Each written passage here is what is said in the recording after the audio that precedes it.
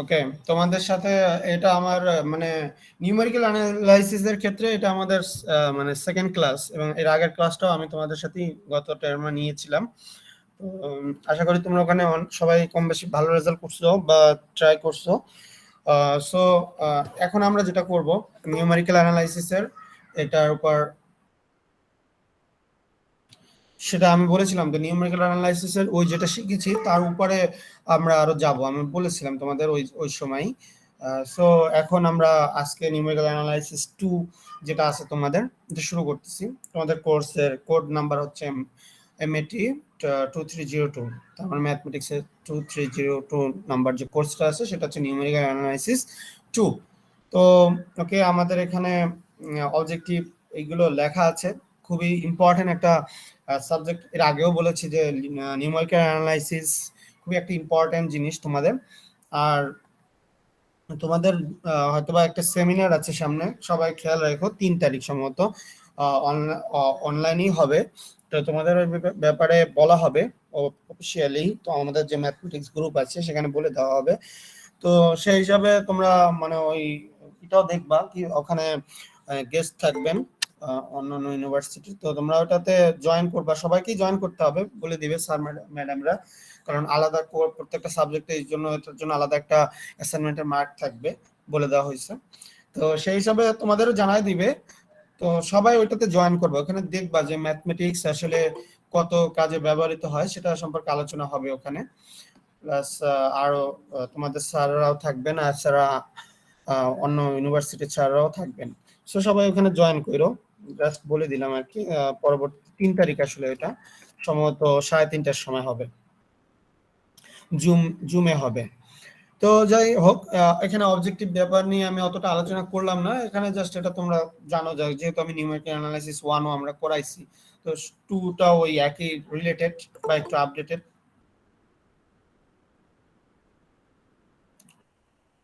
তো এখানে আমাদের টেক্সট বুকের ব্যাপারটা বললাম যে তিতাস ম্যাথ সিরিজের নিউমেরিক্যাল অ্যানালাইসিস একটা বই আছে। এটা মানে মানে অনেকগুলো ম্যাথ আছে, মানে যাদের প্র্যাকটিস করার দরকার আছে নিউমেরিক্যাল অ্যানালাইসিসের, মানে বেশ একটা ভালো আলোচনা আছে তিতাসের যে ম্যাথ বইটা আছে। তো আশা করি যে তোমাদের তো অফলাইনে মিড টার্ম পরীক্ষাটা অফলাইনে হওয়ার সম্ভাবনাও আছে, হতে পারে। আর যদি মিড টার্ম পরীক্ষাটা অফলাইনে না হয়, ফাইনাল পরীক্ষা অবশ্যই অফলাইনে হবে, এটা তো জানোই, কারণ 15 অক্টোবর থেকে তো ফাইনালি ওপেন করার একটা ব্যাপার সবাইকে বলে দেওয়া আছে। তো যদি 15 অক্টোবর খুলে বা তার আগে পিছে হয়তো বা 1 সপ্তাহ আগে পিছে হইতে পারে, যেটা ডিসিশন নেয় অফিসিয়াল ভাবে, তো দেখা যাইতে পারে যে হয়তো বা মিড টার্মটা অনলাইনে নিতেও পারে। এখনো এটা ডিসিশন হয় নাই, যদি অনলাইনে নেওয়া হয় তাহলে হয়তো বা তোমাদের জন্য বেটার হবে। আর যদি অফলাইনে নেওয়া হয় তোমাদের জন্য কিন্তু বেশ একটা হবে, কারণ নিউমেরিক্যাল অ্যানালাইসিস 1 কিন্তু বেশ মানে একটা সিস্টেমেটিক ওয়েতে আগাইছে বা খুব সহজ ভাবে ছিল। বাট নিউমেরিক্যাল অ্যানালাইসিস 2 এটা কিন্তু অনেক মানে বাসায় প্র্যাকটিসের ব্যাপার।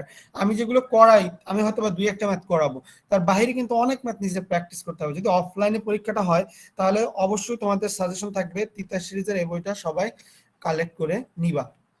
আর যেহেতু অফলাইনে তো ক্লাস আজকে না হোক মিড টার্মের পর তো হবে, তো সবাইকে থাকবে যে এই বইটা তোমরা কিনে নিবা, কারণ জেনারেলি এই বইটাতে আমরা তো আসলে জেনারেল লেভেলের করাই, অত হাই লেভেলে তো যাচ্ছি না, যেহেতু ওটা নিউমেরিক্যাল অ্যানালাইসিস হায়ার লেভেল বলতে গেলে তোমাদের এমএসসি যারা করবা তারাও ওখানে নিউমেরিক্যাল অ্যানালাইসিস পাবা। তো নিউমেরিক্যাল অ্যানালাইসিস ওখানেও সেখানে ব্যবহৃত হয়, সেখানে তোমরা হায়ার লেভেলটা দেখবা।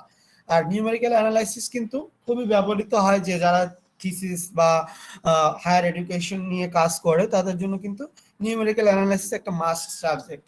কিছু সাবজেক্ট আছে যেমন নিউমেরিক্যাল অ্যানালাইসিস, লিনিয়ার অ্যালজেব্রা, তারপর তোমরা আর কি আছে, আর কমপ্লেক্স নাম্বার, এটাও ইম্পর্টেন্ট আছে। তারপর বিভিন্ন সিরিজ আছে, Fourier series, Laplace transform series, এই যে যে ব্যাপারগুলো আছে এই সাবজেক্টগুলো, তারপর হাইড্রোডাইনামিক্স, এই ব্যাপারগুলো তোমরা মানে এই সাবজেক্টগুলো খুবই ইম্পর্টেন্ট হায়ার হায়ার এডুকেশনের জন্য। তো আমি জাস্ট বললাম তোমাদের রিকমেন্ডেড বই থাকবে তিতাস ম্যাথ সিরিজের নিউমেরিক্যাল অ্যানালাইসিস যে বইটা আছে, সবাই কালেক্ট করে নিবা, কারণ নিউমেরিক্যাল অ্যানালাইসিস শুধু আজকে না সামনেও তোমাদের কাজে লাগবে। ওকে, এছাড়া তোমাদের ইভ্যালুয়েশনের ব্যাপারে তো আগেও বলছি, মিড টার্ম এক্সামিনেশন যদি অফলাইনে হয় তাহলে তো সেইভাবেই তাহলে আমাদের যে অ্যাসাইনমেন্ট বা ক্লাস পারফরমেন্সে 10 মার্কস আছে সেটা আমরা অ্যাসাইনমেন্ট হিসেবে কাউন্ট করে নিব। আর যদি বলা হয় যে না মিড টার্ম আগের মতোই হবে এখানে, তাহলে আমাদের অ্যাসাইনমেন্ট 3টা বা 4টা যেটা দিই সেটা হবে, দেওয়া হবে। অ্যাটেন্ডেন্সে 10 মার্ক, আর ফাইনাল নিয়ে পরে আলোচনা করব, সমস্যা নাই। আর কোর্স প্ল্যান এখানে দেওয়া আছে, কোর্স শিডিউল দেওয়া আছে। আমরা আজকে ক্লাস তো 2টা ক্লাস করব, সলিউশন অফ লিনিয়ার সিস্টেম আর গাউস এলিমিনেশন মেথড। এটা অনেকটা লিনিয়ার অ্যালজেব্রার সাথেও মিল আছে। তো আমি লিনিয়ার অ্যালজেব্রা হয়ে তারপর আমরা মানে কি বলে ম্যাট্রিক্সের লিনিয়ার অ্যালজেব্রা থেকে শুরু করে আমি মানে কি বলে নিউমেরিক্যাল অ্যানালাইসিসের ভিতরে প্রবেশ করব। তো আমি প্রথমে কিছু জিনিস পড়াচ্ছি, এই জিনিসগুলো আসলে লিনিয়ার অ্যালজেব্রায় ব্যবহৃত হয়, বাট লিনিয়ার অ্যালজেব্রা ব্যবহৃত হইলেও এটা নিউমেরিক্যাল অ্যানালাইসিসের ব্যাপার, এটা নিউমেরিক্যাল টপিকস। তো আস্তে আস্তে আমরা নিউমেরিক্যাল দিয়ে আস্তে আস্তে আমরা আইগেন ভ্যালু হয়ে ম্যাট্রিক্স ম্যাট্রিক্স নিয়ে আলোচনা করব আমরা লাস্টের দিকে। আমাদের টপিকসের আমরা জ্যাকোবি মেথড, এই জ্যাকোবি গাউস স্যাডল মেথড, এই দুইটা আমরা একেবারে কিন্তু প্রথম থেকেই আমরা মানে লিনিয়ার অ্যালজেব্রার বেশ আলোচনা করে জ্যাকোবি হয়ে গাউস স্যাডেলের মাধ্যমে আমরা আমাদের নিউমেরিক্যাল অ্যানালাইসিস 2 তে প্রবেশ করব, ঠিক আছে। আমরা কিন্তু এর আগে কি করেছিলাম, আমরা দেখেছিলাম কি ডিফারেন্স মেথড হয়ে তারপর ঢুকেছিলাম কি নিউমেরিক্যাল অ্যানালাইসিসের বিভিন্ন ইটারেশন মেথডে ঢুকেছিলাম। তো আমাদের ওখানে ছিল ডিফারেন্স মেথড থেকে ঢুকেছিলাম।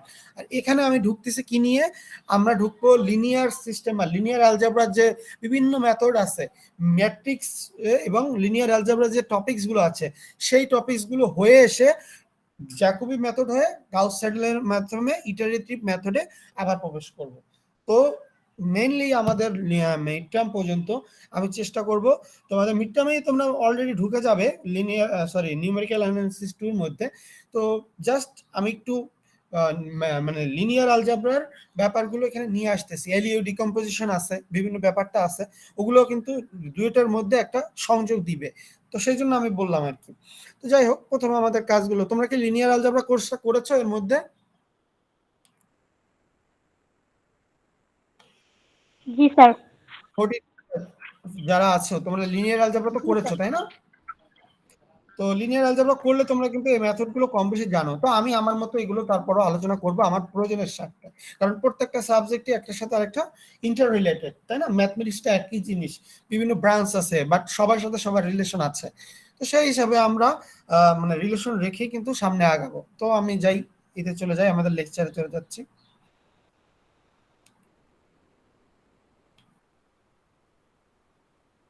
তোমাদের এখানে মিড টার্ম পর্যন্ত দেওয়া আছে, আমি দিয়ে দেবো বাকিগুলো এরপরে, যেহেতু মিড টার্মের পরে তোমাদের অফলাইনে ক্লাস হবে সেই জন্য আমি আর দিই নাই এখানে। তো যাই হোক, আমাদের উইক 1 লেসন 1 এর class solution of linear system. আমরা লিনিয়ার সিস্টেমটা কি জানা আছে কি তোমাদের? কারো কেউ কি বলতে পারবা লিনিয়ার সিস্টেম কাকে বলে?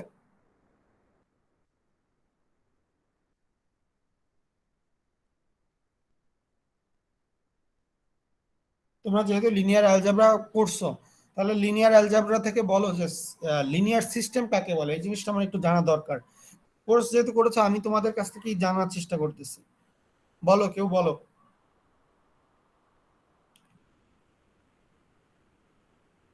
এখানে যারা ক্লাসে রেসপন্স করবে, আমার কিন্তু ক্লাস পারফরমেন্সে 10 মার্কস আছে, আমি কিন্তু সেখান থেকে আমি সেখানে অ্যাড করব, অবশ্যই করব।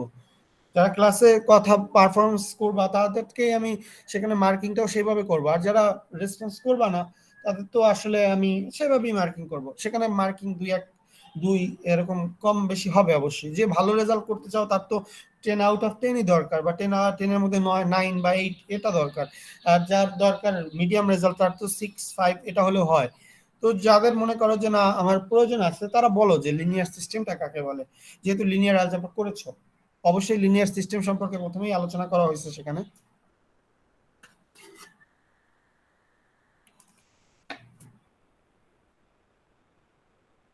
এখানে তো 12 জন আছো, তোমরা তোমরা বলো কেউ লিনিয়ার সিস্টেম কাকে বলে, পারবা কেউ? সিআর কোথায়? সিআর কই? সিআর এ তো খোঁজ পাচ্ছি না। সিআর আসছে কি এখানে?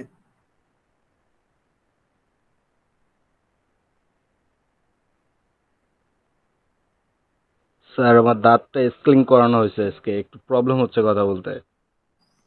তোমার দাঁতের, আমি তো দাঁত উঠাই আসছি, আমার নিজেরই তো কথা বলতে সমস্যা হচ্ছে। স্যার ওকে, সমস্যা প্রচুর নাই। পরিমাণ ব্যথা করতেছে, কিভাবে কথা। হ্যাঁ, আমারও আজকে 4 দিন ধরে আমি ওষুধ খাচ্ছি, আমার দাঁত উঠানো লাগছে তো, খুবই অসুবিধায় আছি। বাস, তারপরও তোমাদের মধ্যে কেউ পারবা ও বিষয়ে, এই যে আরেকজন আছো, এটা তো ভালো রেজাল্ট করো, তোমরা বলো। তোমাদের অনেকেই তো ভালো রেজাল্ট করছো, তো এখন যদি না বলতে পারো তাহলে তো হবে না। তাহলে তো মনে করবো যে না, সব মানে একজন আরেকজনের সাপোর্ট নিয়ে করছো, সেটা তো হবে না। যে বলবা তাকে আমি 2 মার্কস দিব, আজকেই 2 মার্কস দিব। মানে বলতে গেলে মানে যে 10 মার্ক আছে আমি ওখান থেকে 2 মার্ক তাকে দিব। যে বলতে পারবা, আমি এখানে জিজ্ঞেস করবো অনেকে। বলো স্যার লিনিয়ার লিনিয়ার, সিস্টেম। আমি বলবো স্যার। হ্যাঁ, হ্যাঁ। লিনিয়ার সিস্টেম এমন একটা সিস্টেম যেটা একটা ইনপুট দিলে আউটপুটটা চেঞ্জ হবে, আর ইনপুট যদি চেঞ্জ না করি আউটপুট চেঞ্জ হবে না। এইটুকুই জানি স্যার। না, এটা হতে পারে না লিনিয়ার সিস্টেম। লিনিয়ার সিস্টেম ব্যাপারটা কি? লিনিয়ার মানে কি এটা বলো কেউ। রৈখিক লিনিয়ার যেটা। কথার অর্থ কি? রৈখিক। রৈখিক মানে কি? রৈখিক, একটা রৈখিক ইকুয়েশন কেউ বলো।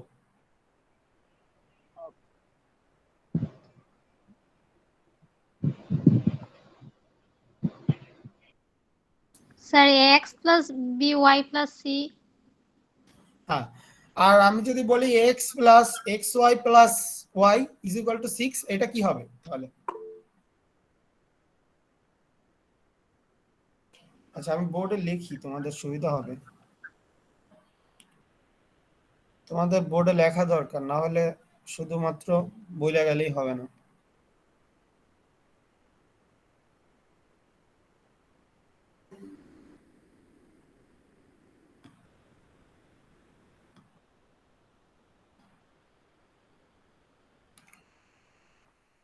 আমি দুইটা ইকুয়েশন লিখবো।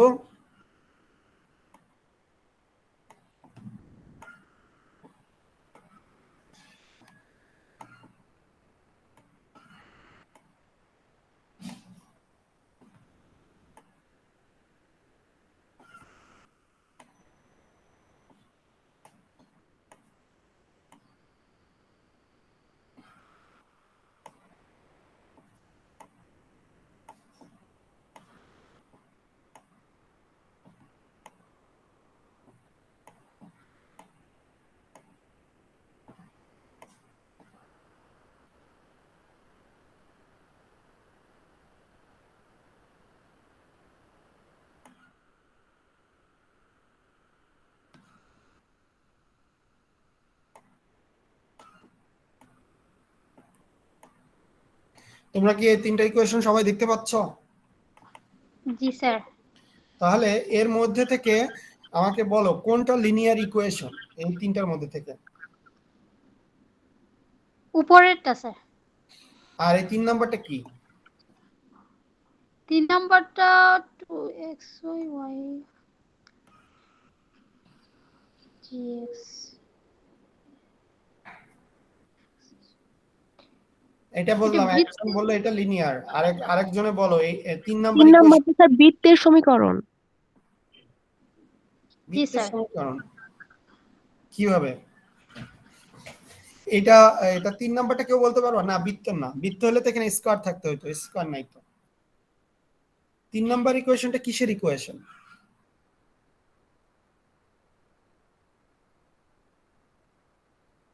আচ্ছা, আমি তাহলে বলতেছি, প্রথমটা লিনিয়ার ইকুয়েশন, এটা ঠিক আছে।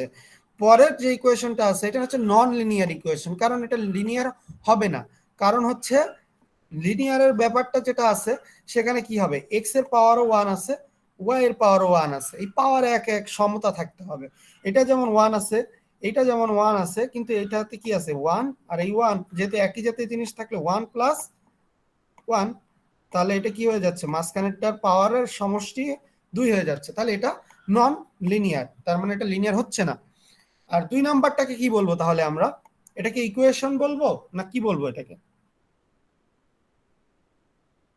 এটা তো কোনো ইকুয়েশনই না স্যার। তাহলে এইটার নাম কি? এটা তো নিশ্চয়ই একটা নাম আছে, সেটা কেউ বলতে পারবা?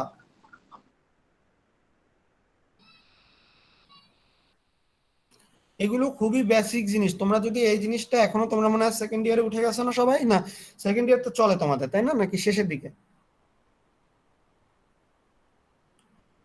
সেকেন্ড ইয়ারে উঠাও যদি তোমরা একটা ইকুয়েশন, এটা তো ইকুয়েশন না, বাট এটার নাম কি, এটা নাম আছে অবশ্যই।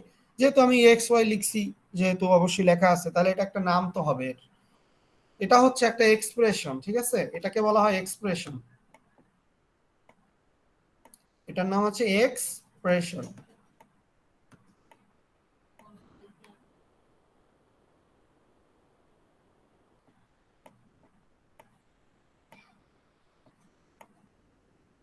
এটার নাম হচ্ছে এক্সপ্রেশন। এইখানে যদি আমি ইকুয়াল দিয়ে আমি কিছু একটা দিয়ে দিতাম 5, তাহলে এটা হয়ে যেত কি ইকুয়েশন। বৃত্তের সমীকরণ। না, বৃত্তের সমীকরণে কেন যাচ্ছ? বৃত্তের সমীকরণ হয়তো হলে কি থাকতে হবে, এক্স এর স্কয়ার থাকতে হবে আর ওয়াই এর স্কয়ার থাকতে হবে।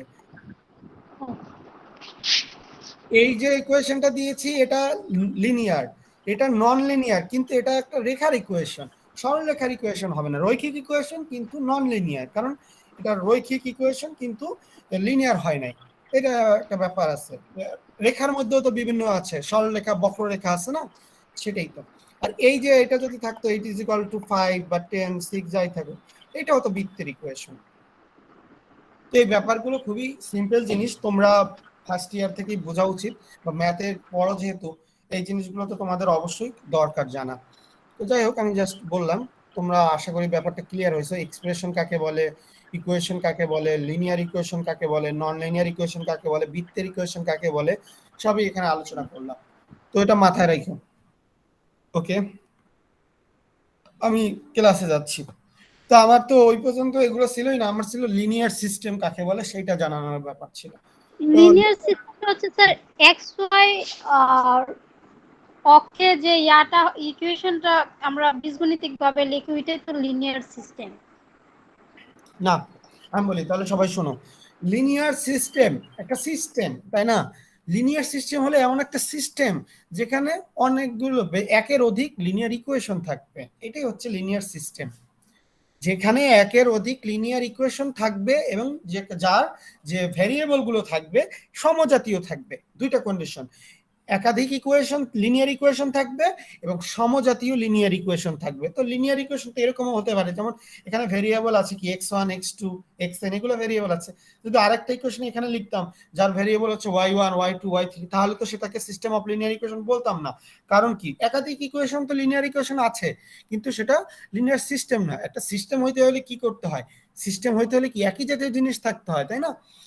একই জাতীয় জিনিস থাকতে হয় এবং সেখানে একের অধিক বা 3-4টা এরকম থাকতে হয়। তো লিনিয়ার সিস্টেম হলো এমন একটা সিস্টেম যেখানে একের অধিক লিনিয়ার ইকুয়েশন থাকবে এবং সমজাতীয়, মানে সমজাতীয় বলতে সম ভেরিয়েবল বা সম মানে ভেরিয়েবল জাতীয়, মানে ভেরিয়েবল গুলো সমজাতীয় হবে, এটা হচ্ছে মেইন কথা। দুইটা জিনিস, একাধিক লিনিয়ার ইকুয়েশন থাকবে এবং সম বা একই জাতীয় ভেরিয়েবল থাকবে। এই যে লিনিয়ারটা সিস্টেমটা হবে বা লিনিয়ার ইকুয়েশনের সমষ্টি হবে, সেটাকে বলা হচ্ছে সিস্টেম অফ লিনিয়ার ইকুয়েশন। তো এই যে একটা linear system of linear equation, খেয়াল করে দেখো এখানে ভেরিয়েবল গুলো কি আছে, x1 x2 xn, প্রত্যেকটা ইকুয়েশনই কি আছে, x1 x2 xn ভেরিয়েবল আছে। এই যে x1 x2 xn ভেরিয়েবল আছে এবং এখানে কি আছে, একের অধিক ইকুয়েশন কিন্তু আছে। শুধু একটা ইকুয়েশন দিলে কিন্তু সিস্টেম অফ লিনিয়ার ইকুয়েশন হবে না, সেখানে হবে শুধুমাত্র লিনিয়ার ইকুয়েশন, একটা লিনিয়ার ইকুয়েশন।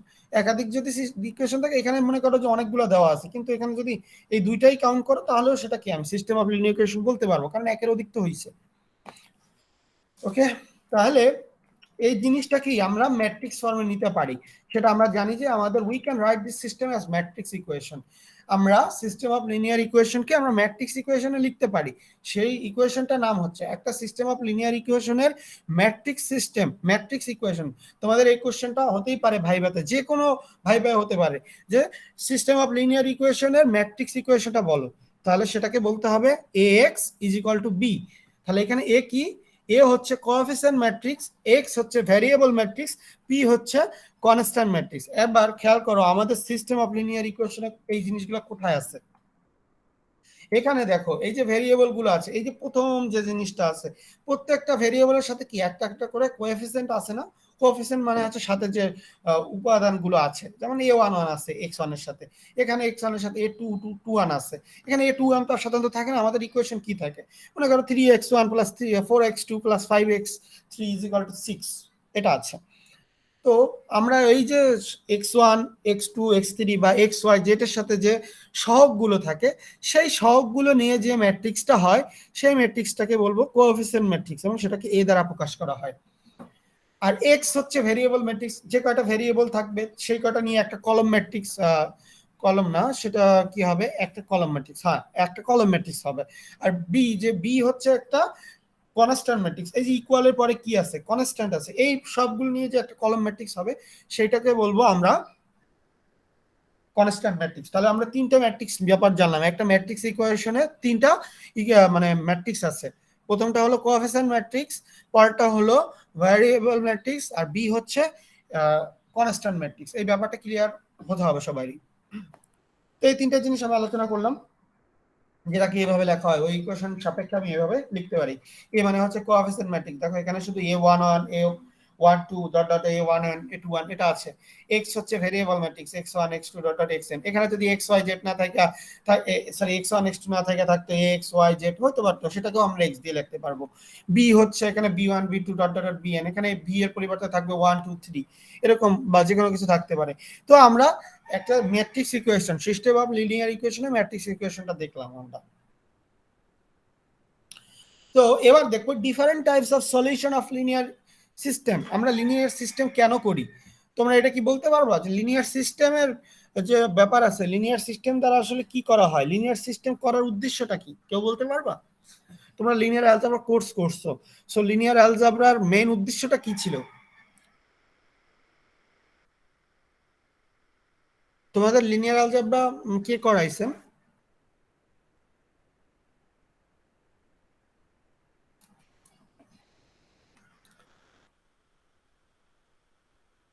তোমাদের লিনিয়ার অ্যালজেব্রা কে করাইছে? মমতাজ ম্যাম। আচ্ছা, উনি তোমাদের তো অবশ্যই বলছেন যে লিনিয়ার সিস্টেমের উদ্দেশ্যটা কি, বা লিনিয়ার অ্যালজেব্রা কেন করা হয়, বলা হয়েছে কি সেখানে, কেন করি লিনিয়ার সিস্টেমটা?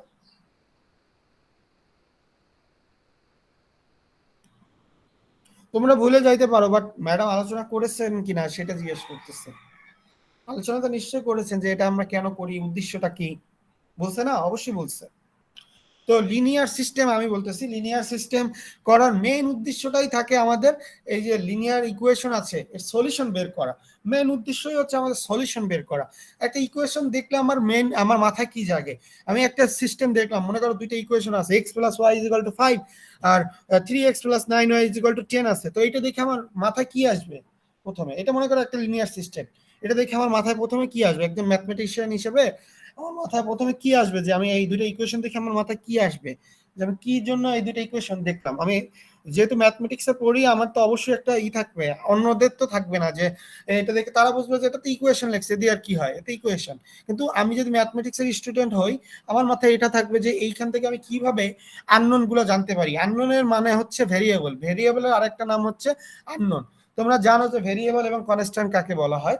ভেরিয়েবল হচ্ছে যার মান পরিবর্তিত হয় সমান, X Y Z U V W T, এগুলোকে ভেরিয়েবল বলা হয়।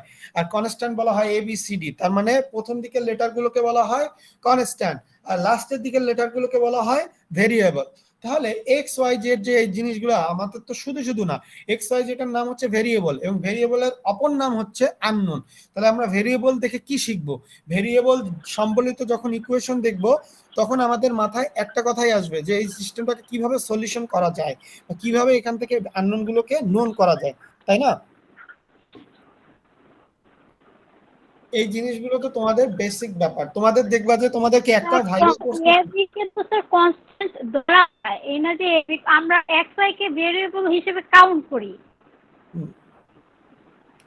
কি বলছো শোনা যায় না? এক্স ওয়াই জেড কে তো ভেরিয়েবল হিসেবে কাউন্ট করি, এর আগের কথাটা কি বলছো শোনা যায় না? আপনি বলছেন মানে ওইটাকে ইয়া বলা হয় আর কি, ধ্রুবক বলা হয়, কনস্ট্যান্ট। তো আমরা আসলে ওইটা ধরে নেই যেটা কনস্ট্যান্ট। হ্যাঁ হ্যাঁ, সেটাই তো আমি বললাম, আমরা সাধারণত ধরি। এখন তুমি যদি একটা ইকুয়েশনে লেখা থাকো X plus B Y is equal to C, তাহলে তুমি কোনটাকে ভেরিয়েবল ধরবা আর কোনটাকে কনস্ট্যান্ট ধরবা? তো ইয়ে কে স্যার ওই কনস্ট্যান্ট ধরবো আর এক্স কে ইয়া ধরবো, ভেরিয়েবল ধরবো? কেন ধরবা? আমি বলতেছি কেন ধরবো, আমি তো সেটাই বললাম যে আমরা এ বি সি ডি এগুলোকে আমরা কনস্ট্যান্ট ধরি, আর এক্স ওয়াই জেড কে আমরা ভেরিয়েবল ধরি। তাহলে আমি দেখেই তো বুঝতে পারতেছি যে এক্স ওয়াই আছে, তার মানে এটা হচ্ছে আমার ভেরিয়েবল, তাই না? এখন যদি কেউ মনে করে না আমি এক্স কে ভেরিয়েবল ধরবো না, কনস্ট্যান্ট ধরবো, তাহলে তাকে উল্লেখ করে দিতে হবে যে এক্স হচ্ছে এখানে কনস্ট্যান্ট, এ হচ্ছে ভেরিয়েবল, উল্লেখ করে দিতে হবে। আর যদি কেউ উল্লেখ করে না দেয়, তাহলে আমরা জেনারেলি যেটা ভাবি বা জেনারেলি বুঝতে হবে এটা, সেটা হচ্ছে এক্স ওয়াই জেড এখানে ভেরিয়েবল, তাই না? তো এটা তোমাদের মাথায় রাখতে হবে। তো আমরা দেখি different types of solution of linear system. আমরা লিনিয়ার সিস্টেম সলিউশন করার জন্য, তার লিনিয়ার সিস্টেমের উদ্দেশ্য ছিল কি, সলিউশন বের করা। তো বিভিন্ন পদ্ধতি শিখেছি আমরা, তো সেই পদ্ধতিগুলোকে আমি আবার রিক্যাপ করব। তোমরা কি এগুলো থেকে সবগুলো করেছো? কেউ খেয়াল করে দেখো তোমাদের যারা কোর্স ক্লাস করছো সবগুলো এখানে করেছো কিনা। না স্যার, এখান থেকে কয়টা করছো, মানে করা আছে কিনা একটাও? গাউসিয়ান এলিমিনেশন করা হয়েছে আমি যতটুকু মনে তাহলে এই দুইটা করতেছি। করেছো তাই তো, Gauss elimination and Gauss Jordan, এই দুইটা, তাই তো? ওকে, ঠিক আছে, আমি তাহলে আলোচনা করব, সমস্যা নাই, ব্যাপার না। আমার যেভাবে ইয়ে আছে আমি সেভাবেই আগাবো। তো আমি জাস্ট যেটা বলতেছিলাম, সলিউশন অফ লিনিয়ার সিস্টেম। তো আমরা এখানে লিনিয়ার সিস্টেমের সলিউশন করব, এবং সেখানে বিভিন্ন পদ্ধতি আছে: Gaussian elimination, LU factorisation method, iterative method, partial pivoting method, Gauss Jordan method. এর মধ্যে গাউস এলিমিনেশন এবং গাউস জর্দান খুবই কমন, মানে সবচাইতে সহজ এবং সবচাইতে বহুল ব্যবহৃত মেথড হচ্ছে এই দুইটা। এছাড়া বাকি যে মেথডগুলো আছে সেগুলো আমরা এই কোর্সে আলোচনা করব, প্লাস এই দুটাও আলোচনা করব, কারণ এই দুটাকে তো আমি বাদ দিতে পারি না, যেহেতু এটা দুটো খুবই ইম্পর্টেন্ট জিনিস, বা এই দুটো আরো অনেক জায়গায় ব্যবহার পাবা, কারণ বিভিন্ন সময় তোমাদের সলিউশন বের করতে হবে। ছিল তো সলিউশন বের করার জন্য পদ্ধতি তো এগুলোই, অন্য পদ্ধতিতে তো যেতে পারবা না। ওকে, এটা আমাদের ফার্স্ট লেসন ছিল। সেকেন্ড লেসনে যাচ্ছি, জাস্ট আমি আলোচনা করলাম সিস্টেম।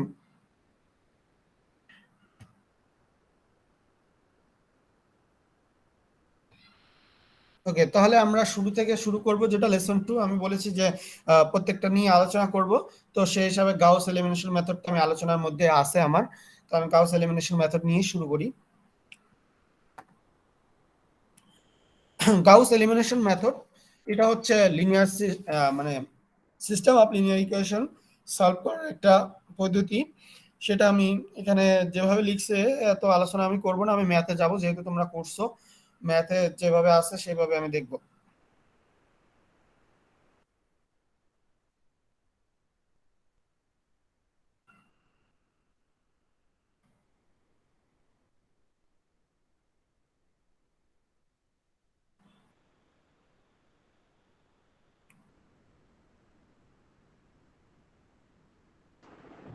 স্যার, গাউসিয়ান এলিমিনেশনটা বললে একটু ভালো হতো স্যার। আচ্ছা আচ্ছা, আমি বলবো, আমি তো জাস্ট আমি বললাম। নিশ্চয়ই অসুস্থতা করতে পারিনি ক্লাসগুলো। ওকে, আমি গাউস এলিমিনেশন মেথডটা বুঝাচ্ছি। এর জন্য আমি একটু অন্য লেকচারে চলে যাচ্ছি, আমার আলাদা লেকচার করা আছে, সেটা আমি যাচ্ছি। এটা যেহেতু ভালো মতো লেখা নাই, আমি তোমাদের সেটা দিয়ে বোঝাচ্ছি।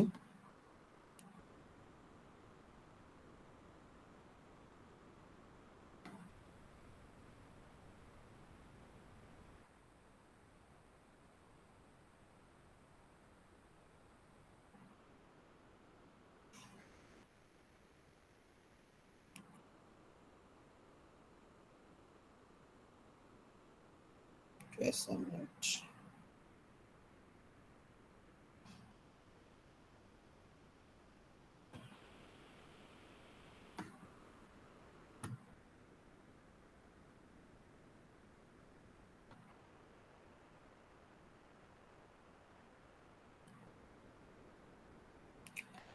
আচ্ছা, আমরা গাউস এলিমিনেশন মেথড যেটা শিখবো, সেটা এখানে লেখা আছে। এলিমেন্টারি রো অপারেশনে যেটাকে বলা হয়, এলিমেন্টারি রো অপারেশনের মাধ্যমে আমরা গাউস এলিমিনেশন মেথডটাকে করি।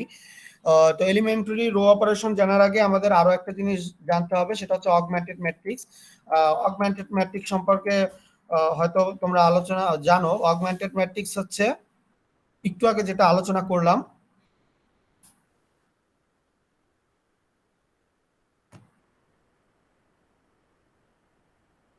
আচ্ছা, অগমেন্টেড ম্যাট্রিক্স হচ্ছে এমন একটা ম্যাট্রিক্স যেটাকে বলা হয়, খেয়াল করে দেখো, অগমেন্টেড ম্যাট্রিক্স অ্যাজ এ, আমরা এখানে ম্যাট্রিক্সটাকে কি বলো, আমরা যে এই যে সিস্টেম অফ লিনিয়ার ইকুয়েশন ছিল, সিস্টেম অফ লিনিয়ার ইকুয়েশন থেকে শুধুমাত্র আমরা কি করব, এখান থেকে যে আমাদের যে কোএফিসিয়েন্ট ম্যাট্রিক্সটা আছে, সেই কোএফিসিয়েন্ট ম্যাট্রিক্সটার সাথে যদি আমি কনস্ট্যান্ট ম্যাট্রিক্সটাকে পার্টিশন করি, তাহলে যে ম্যাট্রিক্সটা পাওয়া যাবে সেটাকে বলবো আমরা অগমেন্টেড ম্যাট্রিক্স।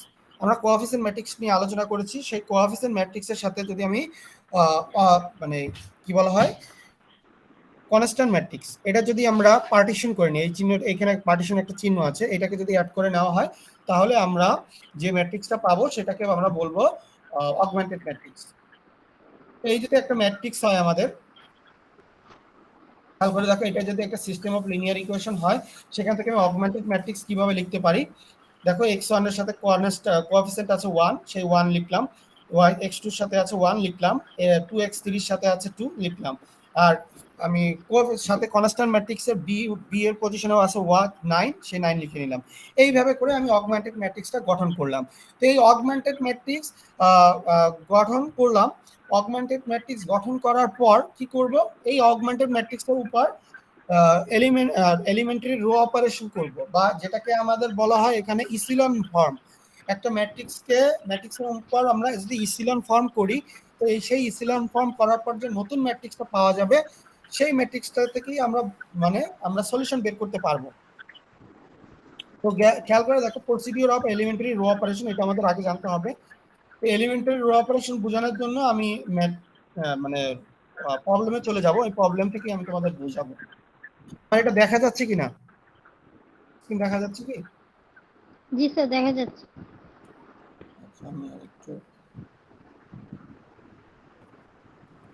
ওকে, তো আমাদের এখানে প্রবলেম আছে। মনে করো এই সিস্টেমটাকে আমাদের সলিউশন করতে বলা হয়েছে গাউস এলিমিনেশন মেথডের মাধ্যমে। আমরা শিখতেছি যেহেতু গাউস এলিমিনেশন মেথড, তো আমরা গাউস এলিমিনেশন মেথড আমরা দেখব, গাউস এলিমিনেশন মেথডের মাধ্যমে কিভাবে এটাকে সলভ করা যায়। তোমাদের এটা আমি শিখাই দিব, তো সেইটা অনুসারে তোমাদের ম্যাথ প্র্যাকটিস করবা। তো মনে করো আমাদের প্রথম কাজ হচ্ছে অগমেন্টেড ম্যাট্রিক্সে নিয়ে যাওয়া। তো প্রথম কাজ আমরা প্রথমে করি, এই যে এটা থেকে এখানে আমরা কনভার্ট করে নিয়ে এলাম। কিভাবে নিয়ে এলাম, এক্স এর সাথে আছে 1 1, ওয়াই এর সাথে 1 1, জেড এর সাথে আছে 2 লিখলাম, 9, তারপর 2 4 এবং -3, তারপর 1, তারপর 3। তারপরে কি ওইটাকে ইসিলন ফর্মে নিতে হবে নাকি? হ্যাঁ, ইসিলন ফর্ম তো করব আমি। ইসিলন ফর্ম করার জন্য অপারেশন করতে হবে, সেই অপারেশনটা হচ্ছে এলিমেন্টারি রো অপারেশন। আমি ইসিলিন ফর্ম নেওয়ার জন্য যে অপারেশনটা করব এটার উপরে, সেটা হচ্ছে এলিমেন্টারি রো অপারেশন। ঠিক আছে, তো আমরা ইসিলিন ফর্মে নিব। ইসিলিন ফর্ম কি আছে সেটা আমি বলবো আস্তে আস্তে। তো এখানে আমাদের যে এটা আছে, এবার আমরা ইকুয়েশন নিয়ে কাজ নাই, এবার আমরা ম্যাট্রিক্স নিয়ে কাজ করব। খেয়াল করে দেখো ম্যাট্রিক্স, তো এখান থেকে আমরা এলিমেন্টারি রো অপারেশন করব। এলিমেন্টারি রো অপারেশনটার মাধ্যমটা কি, এলিমেন্টারি রো অপারেশন হচ্ছে দুইটা পদ্ধতিতে করা যায়। একটা হচ্ছে এলিমেন্টারি রো অপারেশন, আর একটা করা যায় এলিমেন্টারি কলম অপারেশন। তো আমরা রো অপারেশন নিয়ে কাজ করব, যেহেতু আমরা ইকুয়েশন নিয়ে কাজ করতেছি। তো এই প্রথম রোটাকে কি করতেছে, এই প্রথম রোটা রিপ্রেজেন্ট করতেছে কাকে, প্রথম ইকুয়েশনটাকে। সেকেন্ড রো রিপ্রেজেন্ট করতেছে সেকেন্ড ইকুয়েশনকে। থার্ড রো রিপ্রেজেন্ট করতেছে থার্ড ইকুয়েশনকে। ফার্স্ট কলম রিপ্রেজেন্ট করতেছে এক্স যে ভেরিয়েবলটা আছে তাকে। সেকেন্ড যে রোটা আছে, সরি যে কলমটা আছে, সে রিপ্রেজেন্ট করতেছে সেকেন্ড ভেরিয়েবল যেটা আছে ওয়াই। থার্ড যে কলমটা আছে এ রিপ্রেজেন্ট করতেছে থার্ড ভেরিয়েবল যে জেড। ফোর্থ যে কলমটা আছে সেটা রিপ্রেজেন্ট করতেছে কলম ম্যাট্রিক্সকে। এই যে কলম ম্যাট্রিক্স আমি বলেছিলাম যে, সরি কলম ম্যাট্রিক্স না, কনস্ট্যান্ট ম্যাট্রিক্স রিপ্রেজেন্ট করতেছে। আমি বলেছি যে কনস্ট্যান্ট ম্যাট্রিক্সকে কি করা হয়েছে, পার্টিশন করে নিয়ে আসা হয়েছে, তো রিপ্রেজেন্ট করলো। এরপরে কাজ হচ্ছে এইখান থেকে ফার্স্ট রোতে খেয়াল করা, ফার্স্ট রো এর ফার্স্ট যে এলিমেন্টটা আছে সেটাকে 1 বানানো, এটাকে বলা হচ্ছে লিডিং 1। তোমরা এলিমেন্টারি অপারেশন করার সময় শুনবা একটা কথা, লিডিং ওয়ান এবং লিডিং ওয়ানের নিচে এবং উপরে জিরো বানানো, এই কথাটাই ছিল এলিমেন্টারি অপারেশনের এলিমেন্টারি রো অপারেশন অথবা গাউস এলিমিনেশন মেথডের মেইন কথা ছিল, যে লিডিং ওয়ান বের করা এবং তার নিচে জিরো বানানো। তো লিডিং ওয়ান, লিডিং উপাদানের নিচের উপাদানটা 0 হতে হবে হ্যাঁ প্রত্যেকটা রোয়ে। হ্যাঁ, তো প্রথম উপাদানটা কি বানাতে হবে? 1 বানাতে হবে। তো 1 তো এখানে অটোমেটিক আছে, এখানে 1 অটোমেটিক আছে, কিন্তু আমার যদি কোনো একটা এলিমেন্ট এখানে 1 না থাকা অন্য কিছু থাকতো, মনে করো এখানে সেকেন্ড যে রোটা আছে, সেকেন্ড রোটা যদি ফার্স্ট রোতে থাকতো আর ফার্স্ট রোটা যদি সেকেন্ড রোতে থাকতো, তাহলে প্রথম এলিমেন্টটা কি হতো? 2, তাই না? এই 2 কে আমার 1 বানাইতে হবে, দ্যাট মিন্স লিডিং 1। লিডিং 1 বানানোর জন্য একটা পদ্ধতি আছে। লিডিং 1 এর জন্য মনে রাখতে হবে 1, যেহেতু আমরা জানি দুই ধরনের অবেদক আছে, যোগের অবেদক আছে আর গুণের বা মাল্টিপ্লিকেশনের অবেদক আছে। যোগের অবেদককে বলা হয় 0, আর গুণের অবেদক বা মাল্টিপ্লিকেশনের অবেদককে বলা হয় 1। এটা সবসময় ম্যাথমেটিক্সের স্টুডেন্ট হিসাবে জানতে হবে। তোমরা ভাইবা কোর্সগুলো দিবে, তখন তোমাদের স্যাররা প্রশ্ন করবে যে যোগের অবেদক কি, গুণের অবেদক কি, এগুলো বলো, তাহলে কিন্তু তোমাদের সেগুলো পারতে হবে। আর ভাইবা অনেক সময় আমি নিই, তো ভাইবা যখন নিব তখন কিন্তু এই প্রশ্নগুলো আমি তোমাদের করবো, যেহেতু আমি অনেকগুলো কোর্স তোমাদের করাইছি। তোমাদের যদি ভাইবা কোর্স আমাকে দেওয়া হয় নিতে, দেখবে যে ভাইবা 1 আছে, ভাইবা 2 থাকে, ভাইবা 3 আছে। তো এই কোর্সে এই কোশ্চেনগুলোই করা হয় যে কি শিখলা আসলে। তোমরা যদি কিছুই না শিখে আসো তাহলে তো আর কোর্স করে কোনো লাভ নাই। তাহলে আমি বললাম যেটা, যোগের অবেদক হচ্ছে 0 আর গুণের অবেদক হচ্ছে 1। আর ম্যাথমেটিক্সে অপারেটর আছে দুই ধরনের, মেইনলি অপারেটর দুই ধরনের, একটা হচ্ছে মাল্টিপ্লিকেশন আর একটা হচ্ছে অ্যাডিশন। আর সাবট্রাকশন আর ডিভাইডেড, এই দুইটা কিন্তু মাল্টিপ্লিকেশনের হচ্ছে ডিভিশন হলো মাল্টিপ্লিকেশনের একটা সাব ব্রান্ড, আর অ্যাডিশনের সাব ব্রান্ড হচ্ছে কি সাবট্রাকশন। ঠিক আছে? তো এই জিনিসগুলো জানতে হবে, মানে মেইন অপারেটর দুইটাই। তো সেখান থেকে আমরা যেহেতু লিডিং 1 বানাবো বলতেছি, লিডিং 1 কথাটা মানে কি 1, দ্যাট মিন্স এটা কি গুণের অবেদক হবে, তাই না? তো গুণের অবেদক হবে, তাহলে অবশ্যই আমাদের গুণের জিনিস নিয়ে লিডিং 1 কিভাবে বানাবো? লিডিং 1 বানানোর জন্য যে কাজটা করতে হবে, লিডিং 1 বানানোর জন্য যে কাজটা করতে হবে সেটা অবশ্যই গুণ অথবা ভাগ হবে। আমি এই কথাটা বারবার প্রথমে বলে দিচ্ছি, লিডিং 1 দ্যাট মিন্স 1 বানাইতে হইলে যে কাজটা করতে হবে সেটা অবশ্যই গুণ অথবা ভাগ হবে। আর জিরো বানানোর সময় হচ্ছে, যেহেতু সে হচ্ছে যোগ বা বিয়োগের অবেদক বা আইডেন্টিটি, তার সেখানে অপারেশন করতে হবে অবশ্যই যোগ অথবা বিয়োগ করতে হবে। তো ওকে 1 বানাইতে হবে, এখানে তো 1 অটোমেটিক দেওয়া আছে, অটোমেটিক চয়েস 1 হয়ে আছে, তাহলে লিডিং 1 আর ফার্স্ট রোতে বানানোর প্রয়োজন পড়লো না। এবার খেয়াল করি লিডিং 1 এর নিচে দুইটা এলিমেন্ট কি আছে, 2 আর 3 আছে, এই দুইটাকে আমার 0 বানাইতে হবে। 0 বানাইতে হবে। হ্যাঁ, 2 কে যদি 0 বানাইতে হয় তাহলে আমার কার সাথে, আমরা জানি যে কোনো একটা জিনিসকে যদি 0 বানাইতে হয় তাহলে অবশ্যই যোগ বিয়োগ করতে হবে। তো যোগ বিয়োগ তো আর একা করা যায় না, যোগ বিয়োগ করার জন্য আলাদা একটা, মানে আর যেহেতু এখানে রো ওয়াইজ যোগ বিয়োগ করব, তাহলে অবশ্যই আলাদা আর একটা রো এর প্রয়োজন হবে।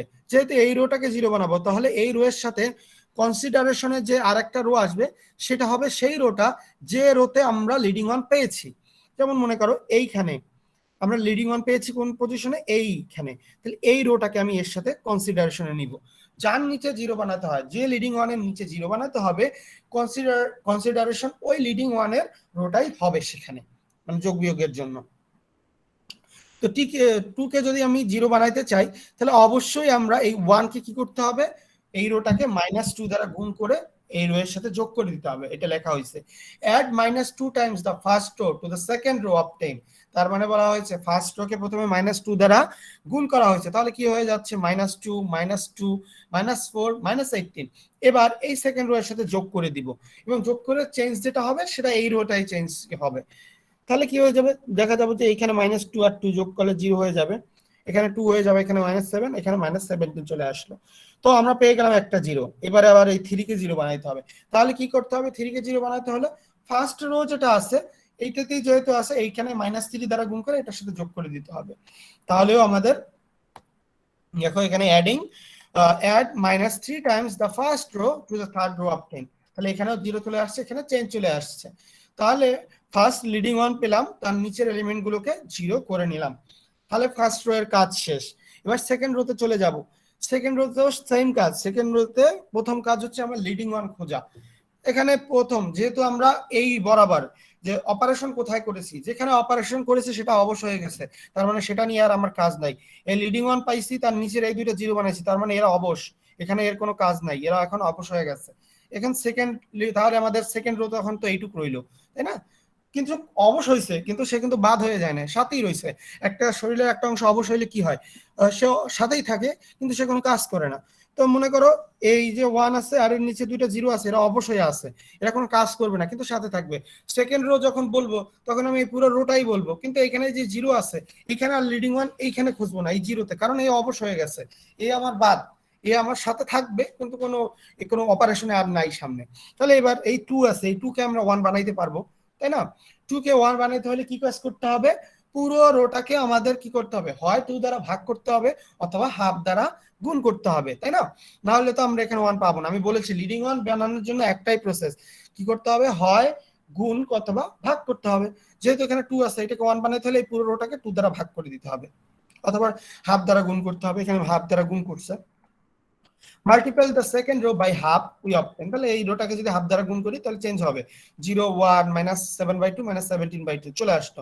তাহলে সেকেন্ড রো এ কি পাইলাম, লিডিং ওয়ান পেয়ে গেলাম। এবার বলেছি লিডিং ওয়ানের নিচে আমাদের 0 বানাতে হবে।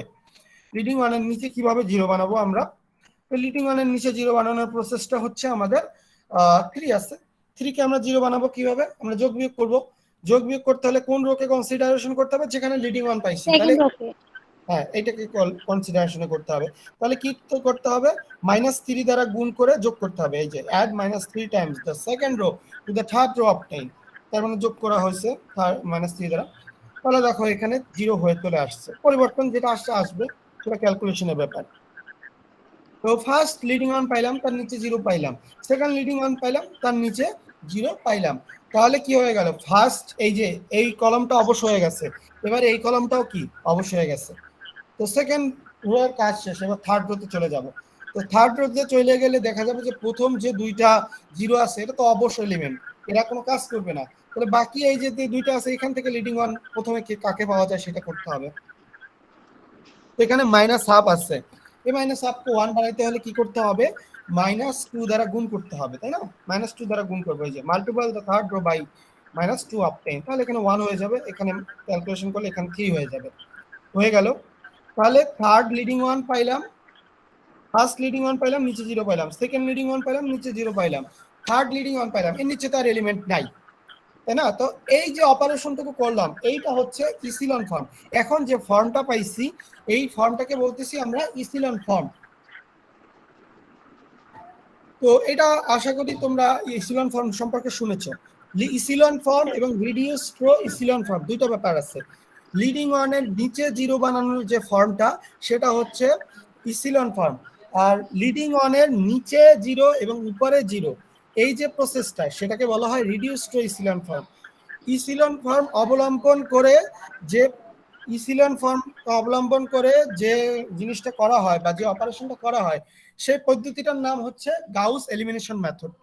আর রিডিউসড রো ইসিলন ফর্মের পদ্ধতিকে অবলম্বন করে যে পদ্ধতিটা করা হয় সেটাকে বলা হয় গাউস জর্দান এলিমিনেশন মেথড।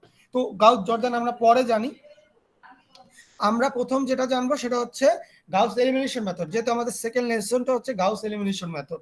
তো আমরা লিডিং ওয়ানের নিচেই শুধু 0 বানাবো।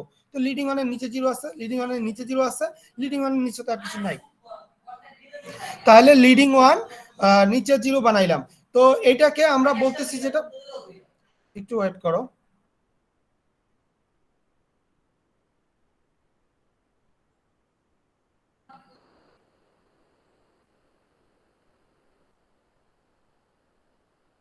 আচ্ছা দেখো লিডিং ওয়ানের নিচে তাহলে আমরা 0 বানাইলাম। তো এই যে প্রসেসটা বললাম এটা বলা হচ্ছে ইসিলন ফর্ম। এই ম্যাট্রিক্সের ফর্মটাকে বলা হচ্ছে ইসিলন ফর্ম।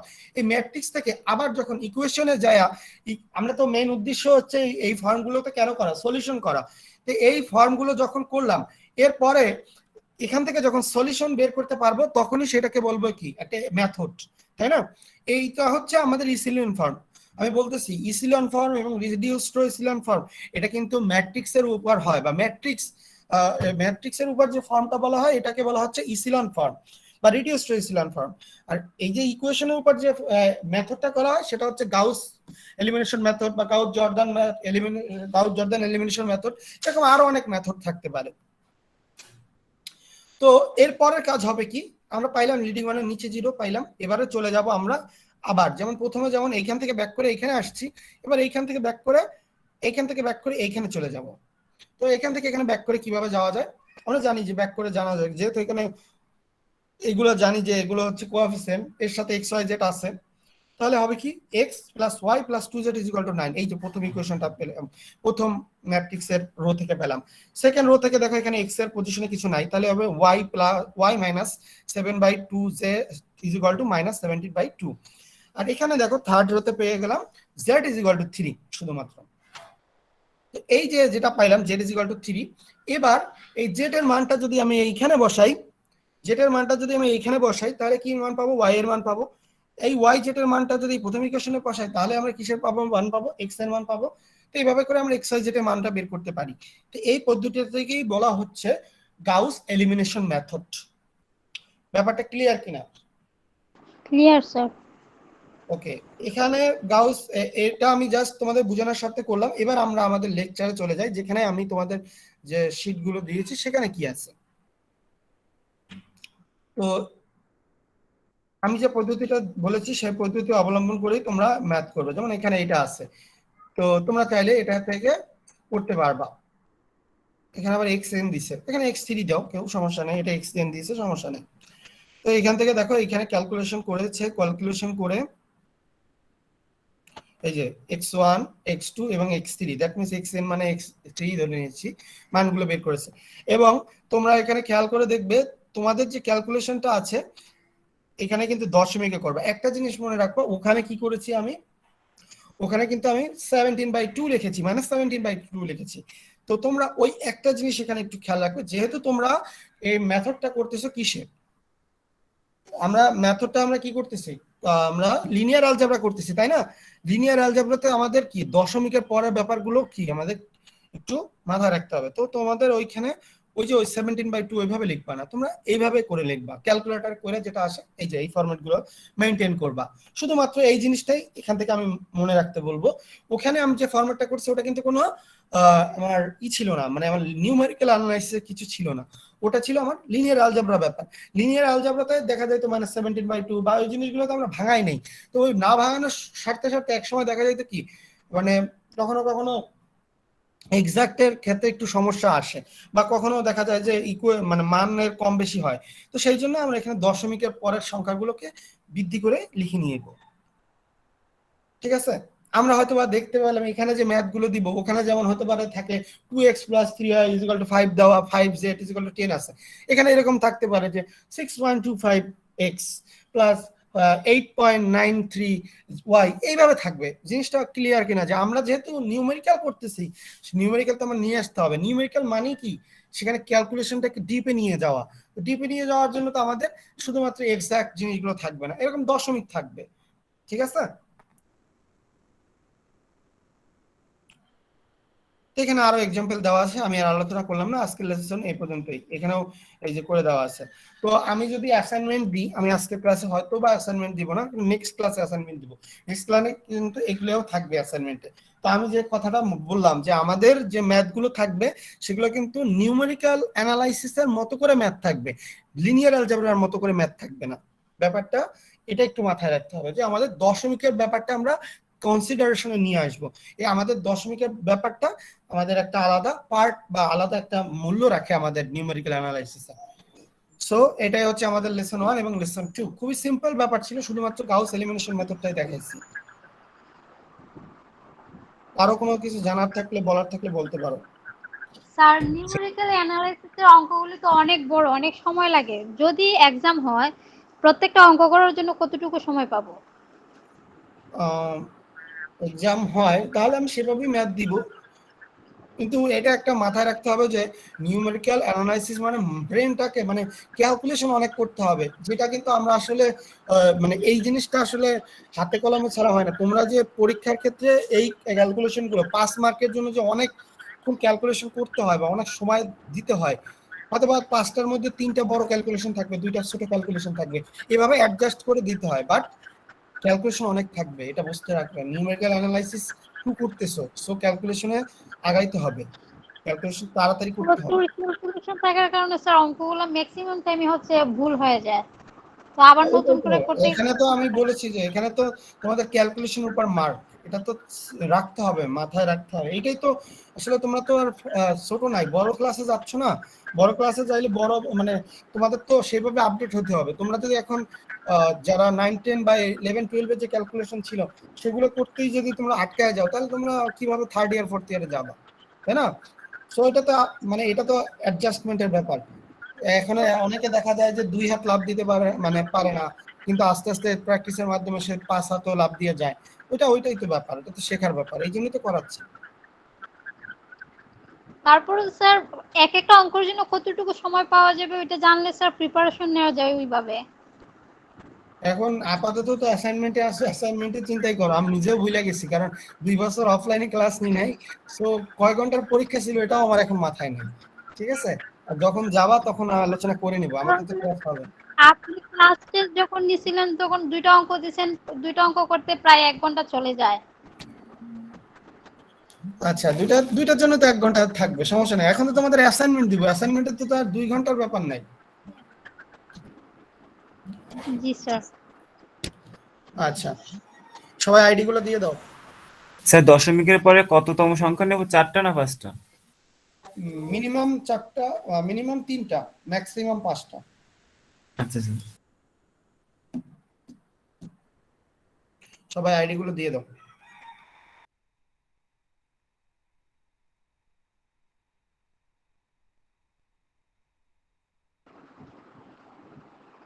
স্যার 3টা নিলে আর 5টা নিলে তো স্যার অনেক ব্যবধান পাওয়া যায় মানের মধ্যে। সেই জন্যই বলছি তোমরা মানে নিজের মধ্যে অ্যাডজাস্ট করে নিবে। অ্যাটলিস্ট 3টা, আমি বলছি অ্যাটলিস্ট 3টা। কেউ যদি মনে করে যে আমারটা সমস্যা হবে, সে 4টা বসে করবা, কোনো সমস্যা নাই। এটা তো যার যার মানে ব্যাপার, মানে নিজের মনের সায়ের ব্যাপার, যে আমি 5টা করলে আমার কাছে ভালো হবে না 3টা করলে ভালো হবে, এটাই ব্যাপার, বুঝছো? কেউ হয়তো মানগুলো তো একটু চেঞ্জ হবে, আসবে স্যার। হ্যাঁ সেটা তো আসবেই। তাহলে তো আমি সেটা বুঝবো যে 5টা করছে, এর মানটা বেশি এক্সাক্ট আসছে, তাই না? জি স্যার।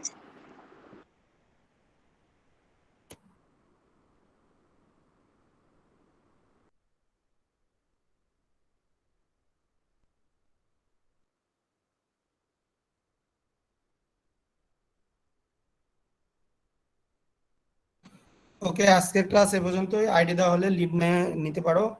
ভালো থাকো সবাই, নেক্সট ক্লাসে আবার আলোচনা হবে।